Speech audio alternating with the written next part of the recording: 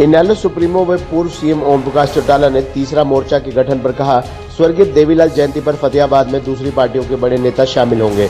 ऐसे मंच पर बड़े नेता आएंगे तो निश्चित रूप से गठबंधन की रूपरेखा तैयार की जाएगी। देवीलाल के नाम से कई राजनीतिक पार्टियां राजनीति कर रही हैं। उनकी नीतियों पर कोई पार्टियां कार्य नहीं करती। इनेलो ही एकमात्र ऐसी पार्टी है जो देवीलाल की नीतियों पर चल रही है। ओपी चौटाला ने चरखी दादरी के आधा दर्जन गांवों में जनसंपर्क अभियान चलाया और ग्रामीण सभाओं को संबोधित किया। गांव चरखी में मीडिया से बातचीत करते हुए इनेलो सुप्रीमो ने जजपा के साथ आने पर कहा कि राजनीति में कुछ भी संभव है। भाजपा के साथ इनेलो का भी गठबंधन रहा है, आज जजपा का है। राजनीति में परिस्थितियां बदलती रहती हैं और गठजोड़ टूटते रहते हैं। एक सवाल के जवाब में चौटाला ने कहा कि इनेलो किसी भी पार्टी के साथ समझौते के लिए तैयार है। इनेलो में कोई भी नेता आए तो स्वागत करेंगे, बशर्ते वे स्वर्गीय देवीलाल व पार्टी की नीतियों का अनुसरण करें। ओपी चौटाला ने कहा कि हरियाणा सरकार का पूरा विरोध चल रहा है। सीएम का उनके क्षेत्र में हेलीकॉप्टर को उतरने नहीं दिया गया। हरियाणा में विकास नहीं कर पाई सरकार। भाजपा गठबंधन के जनप्रतिनिधि गांव में जाने से डरते हैं। बुजुर्गों की पेंशन काटी जाती है। कई स्कूलों में अध्यापक व सुविधाएं नहीं है। उन्होंने कहा कि आने वाला समय इनेलो का होगा और सरकार बनेगी। सरकार बनते ही जिन बुजुर्गों की पेंशन काटी गई है, ब्याज सहित उनको घर पर आकर पेंशन देंगे। गांव-गांव आकर जनता की समस्याओं का समाधान करेंगे। उन्होंने कहा कि मौका मिलेगा तो फिर से युवाओं को नौकरियां देंगे, सजा के रूप में चाहे फांसी मिले।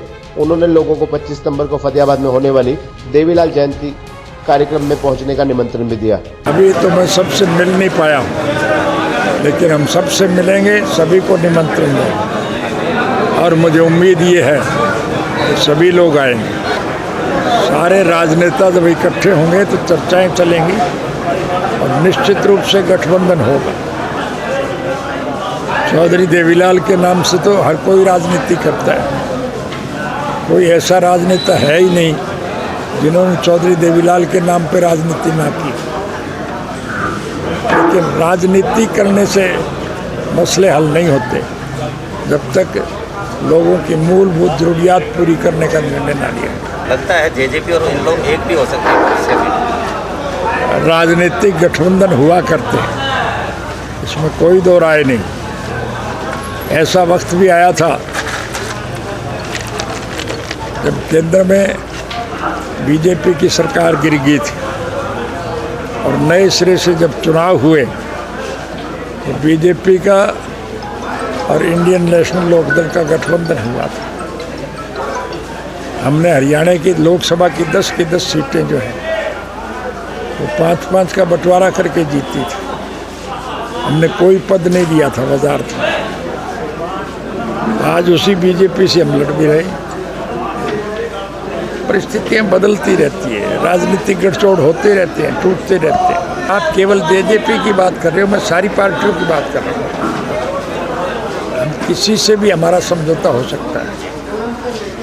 हम राजनीति में आज कोई भी हमारे साथ आना चाहे, हम उसका स्वागत करें, बशर्ते ये कि वो हमारी नीतियों का समर्थन करने वाले हों।